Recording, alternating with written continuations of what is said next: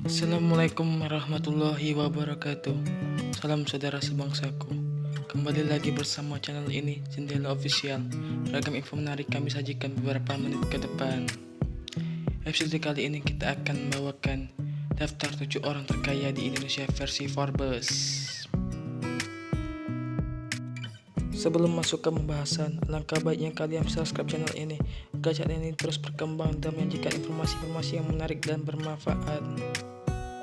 Daftar 7 orang terkaya di Indonesia versi Forbes. Peringkat pertama diduduki oleh Robert Budi Hartono dan Michelle Hartono atau Hartono bersaudara. Kekayaan mereka senilai 37,3 miliar US dollar. Mereka adalah anak dari pendiri perusahaan jarum Oi Wee Guan.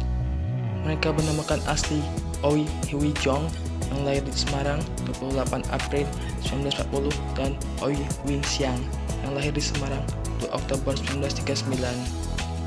Selain jarum, mereka memiliki saham terbesar di Bank Sentral Asia atau BCA.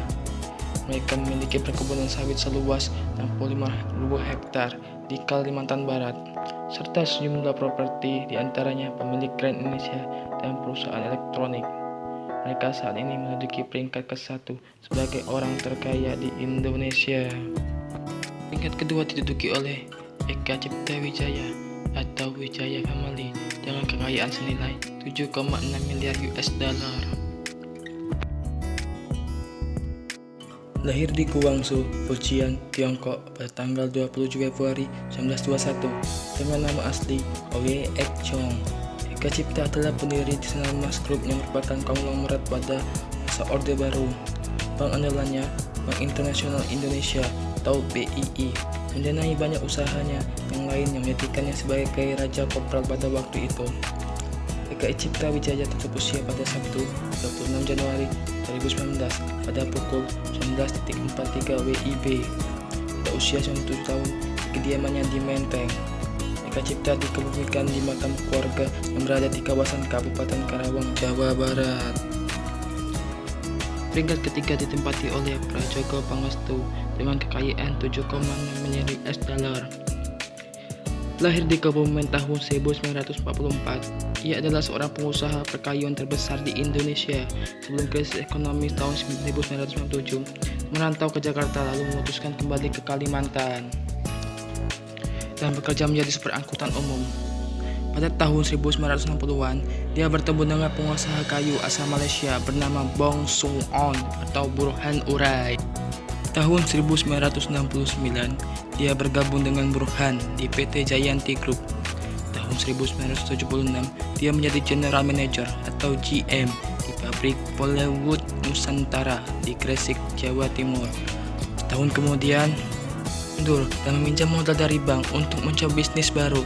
Ia mampu lunasi utangnya dalam setahun dan membeli CV Pacific Lombard City.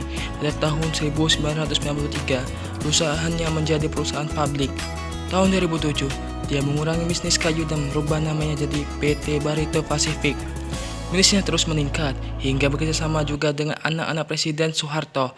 Pada tahun yang sama, Barito Pacific mengakuisisi 70% perusahaan Petrokimia Chandra Asra.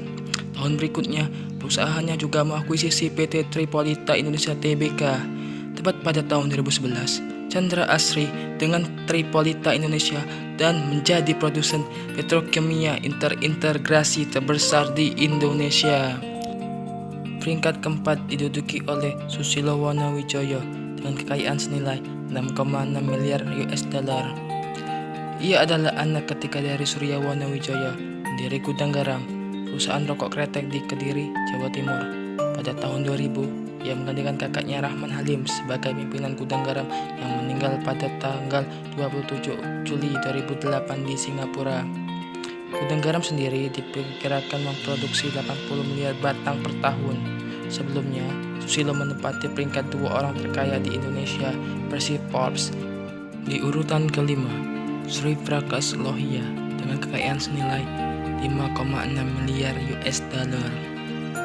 Lahir di Kolkata, India pada tanggal 11 Juli tahun 1952. Ia adalah pendiri dan ketua Indorama Corporation. Indorama Corporation adalah perusahaan petrokimia dan tekstil. ia pindah ke Indonesia pada tahun 1973 bersama ayahnya dan merintis Indosama Sintetis. Tersebut mulai memproduksi benang pital tahun 1976. Pada tahun 1991, Indorama Sintetik melakukan diversifikasi dan merambah industri serat polyester. Resin polyester botol atau PET mulai diproduksi tahun 1995. Tahun 2006, Lohia mengakuisisi pabrik Okefin terintegrasi di Negria dan saat ini merupakan perusahaan petrokimia terbesar di Afrika Barat. Sekaligus produsen Okefin terbesar kedua di benua Afrika. Indorama Corporation adalah perusahaan holding utama milik Lohia yang berkantor pusat di Singapura. Saat ini Sri Prakash Lohia bertempat tinggal di London, Inggris. Di urutan ke-6 ada Anthony Salim dengan kekayaan senilai 5,5 miliar US dollar. Lahir pada tanggal 25 Oktober 1945, yang merupakan putra dari pengusaha Sudomo Salim yang merupakan pendiri dari Salim Group. Salim Group pada masa ayah Anthony Salim yaitu Sudono Salim sebenarnya pernah mengalami masa keemasan, yaitu sebelum terjadi krisis moneter pada tahun 1998. Pada saat krisis moneter, Salim Group mempunyai hutang senilai 55 triliun rupiah. Anthony Salim yang memegang kekuasaan pada Salim Group akhirnya harus melunasi hutangnya dengan cara menjual beberapa perusahaan, yaitu PT Indosemen Tunggal Perkasa, PT BCA, dan PT Indomobil Sukses Internasional. Meskipun demikian, Anthony Salim masih mempunyai beberapa perusahaan besar yang tidak dijual. Perusahaan tersebut ialah PT Indofood Sukses Makmur Tbk dan PT Borgasari Flour Mills. Kedua perusahaan ini merupakan perusahaan penghasil mie instan dan tepung terigu terbesar di dunia. Peringkat ke-7 ada Tahir dengan kekayaan senilai 4,8 miliar US dollar. Lahir dengan nama asli Ang Jong Min di Surabaya tanggal 26 Maret 1952, adalah pengusaha di Indonesia, investor, filantropis, sekaligus pendiri Maya Pada Group, sebuah holding company yang memiliki beberapa unit usaha di Indonesia. Unit usahanya meliputi perbankan, media cetak, dan TV berbayar, properti, rumah sakit, rantai toko bebas pajak atau duty free shopping (DFS). Diawali dari Maya Pada Group yang didirikan pada tahun 1986, bisnisnya merambat ke dealer mobil, garmen, perbankan, sampai bidang kesehatan. Pada tahun 1999, Bank Maya Pada lahir menjadi salah satu bisnis andalannya. Ketika itu, bisnis garmen Maya Pada tidak lagi tumbuh. Bisnis banknya maju pesat. Saat krisis ekonomi tahun 98 menghantam negeri, banyak bank pemerintah maupun swasta yang ambruk. Namun di tengah situasi berbahaya seperti itu, Bank Maya Pada tetap bertahan, malah masuk ke pasar saham Bursa Efek Jakarta. Berikut ulasan yang bisa kami sampaikan. Kekayaan mereka didapat karena daya juang yang tinggi dan lebih selektif dalam membangun bisnis. Semoga kita bisa mengikuti jejak mereka. Terima kasih telah menonton ulasan dari kami. Semoga rahmat Allah melimpahi buat kalian. Wassalamualaikum warahmatullahi wabarakatuh.